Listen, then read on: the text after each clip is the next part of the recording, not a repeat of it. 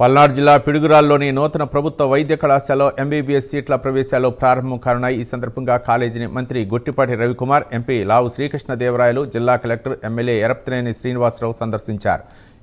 ఇప్పటికే 95% పనులు పూర్తయ్యాయని, ఏప్రిల్ 15 నుంచి పూర్తి స్థాయిలో అందుబాటులోకి వస్తుందని తెలిపారు. పేద విద్యార్థులకు ఉచితంగా విద్య, వైద్య, ప్రజలకు వైద్య సేవలు అందించడమే కూటమి ప్రభుత్వం సిద్ధంగా ఉందని చెప్పారు. చేయకుండా మన మధ్య వాళ్ళ మీటింగ్లో మాట్లాడుతున్నారు. మనం చేసిన పని చెప్పుకోలేక ఓడిపోయాం, మనం కనుక చెప్పుకున్నట్టయితే గెలిచామని చెప్పి చెప్తున్నాడు. ఏమీ పని చేయలే ఆయన. పెన్షన్ ఇస్తాడు, 2000 నుంచి 3000 చేస్తాడు. 3000 చేయడానికి 5 సంవత్సరాలు పెట్టింది ఆయనకి. అట్లానే పిల్లలకు చదువుకి 2 డబ్బులు ఇస్తాడు. అవి చేయడానికి ఒకరికి ఇచ్చి ఒకరికి ఎగ్గొట్టేశారు. ఏం పని చేయలే ఆయన. కాలక్షేపం చేసేసి 5 సంవత్సరాలు కాలక్షేపం చేసి ఇంట్లో కూర్చొని కక్షలు తోటి రాష్ట్ర ప్రజలందరినీ ప్రాంతీయ మాటలతోటి, కులాలతోటి, మతాలతోటి విభజన చేసి రాష్ట్రాన్ని విచ్ఛిన్నం చేయడం తప్పక ఏ కార్యక్రమం కూడా ఆయన చేయలేదు.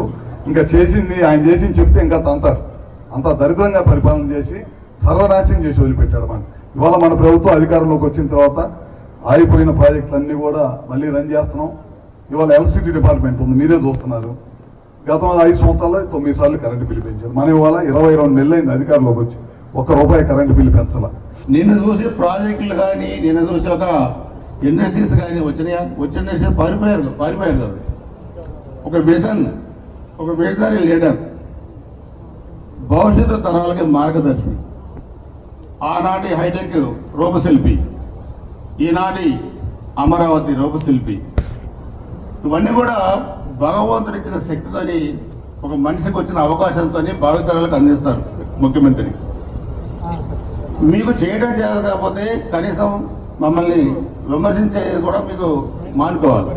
అయ్యా, మీ స్టాండ్ ఏంటి అమరావతి పైన స్పష్టంగా చెప్పండి అని చెప్పి వారిని దయచేసి అడగవలసిన పరిస్థితి ఉంది. ఎందుకంటే వీరు ఏదేదో మాట్లాడి ఒకరోజు మామిడికాయని, ఒకరోజు ఆవకాయని,